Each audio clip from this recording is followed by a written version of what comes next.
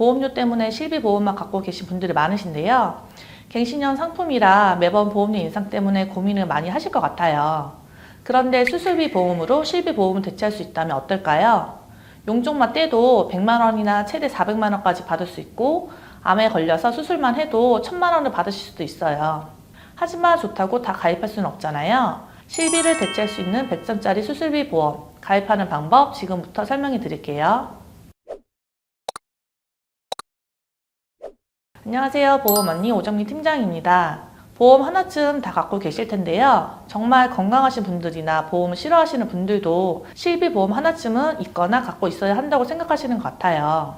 그런데 실비보험도 너무 좋지만 저는 수술비 보험도 꼭 필요하다고 생각을 해요. 그 이유는 저렴한 보험료로 큰 지출 비용이 나가는 수술비를 보장받으실 수 있고요. 실비에서도 중복 보장을 받을 수 있기 때문이에요. 그럼 오늘의 주제인 수술비 보험에 대해 더 자세하게 알려드릴게요. 수술비 보험이 필요한 이유 첫 번째는 실비 보험을 대체할 수 있는 보험이기 때문이에요.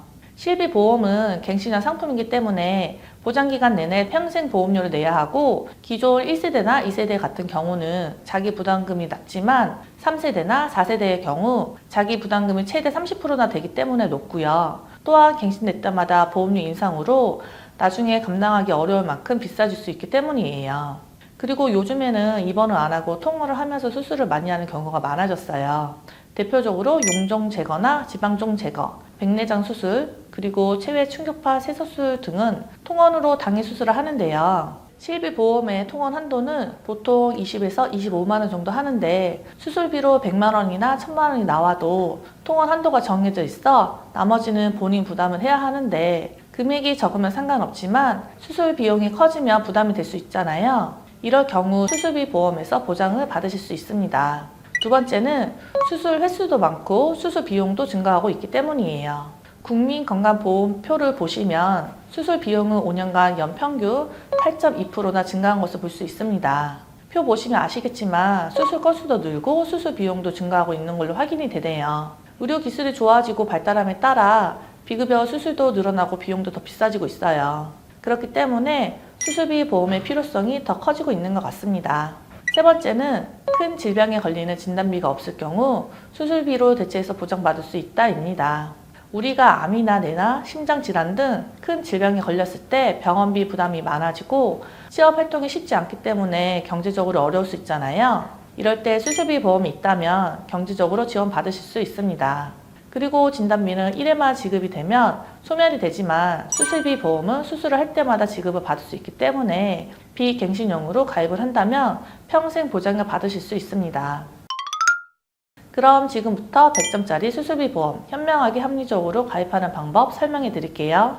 대표적인 수술비 3가지를 말씀드릴 거고요. 먼저 어떤 질병에 걸릴지 모르니 수술비 보험 가입할 때 보장 범위가 가장 넓은 것부터 가입해 주시면 되겠습니다. 보장 범위가 가장 넓은 것은 바로 질병 수술비입니다.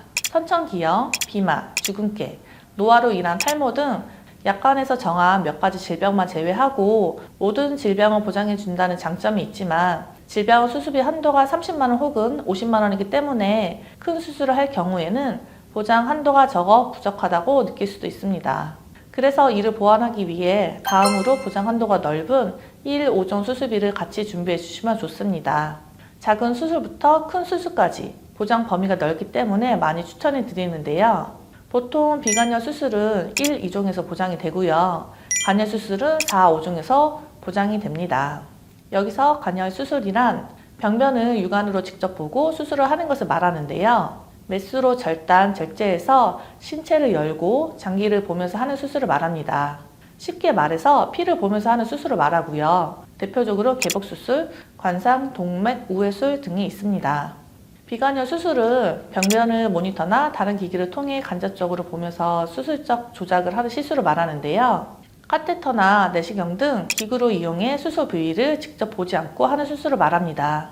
쉽게 말해서 피를 보지 않는 시술을 말하는데요. 대표적으로 내시경 수술, 요도경 수술, 관상, 동맥, 스텐드, 삽입술이 이에 해당이 됩니다. 다시 말해 수술의 방법이나 종류에 따라서 수술비가 차등 지급된다는 말이에요. 의학기술이 발전하면서 수술이 간단해지고 그만큼 비관여 수술이 늘어남에 따라 종 수술비만으로는 큰 수술을 할 경우 부족할 수 있어요. 그래서 이 부분을 보완해주는 수수비가 있는데요. 바로 엔데 수수비입니다. 엔데 수수비의 장점은 종 수술에 비해 보장 금액이 높고 간이와 비간이와 구분 없이 보장을 받으실 수 있습니다. 하지만 보장받을 수 있는 질환의 수가 제한적이고 해당되는 코드로 수술을 받아야지만 보장을 받을 수 있습니다. 여기까지 세 가지의 수수비에 대해 설명해 드렸는데 각 수수비의 특징이 이해가 되시나요? 위에서 설명드렸다시피 하나의 수수비로는 완벽하다고는 할 수 없습니다. 모든 수수비 보장을 중복으로 완벽하게 받고 싶으시다면 지금까지 설명해드린 세 가지 수수비 특약을 다 가입하면 좋겠지만 어려운 게 현실이기도 하죠. 그래서 제가 정리해 드릴게요.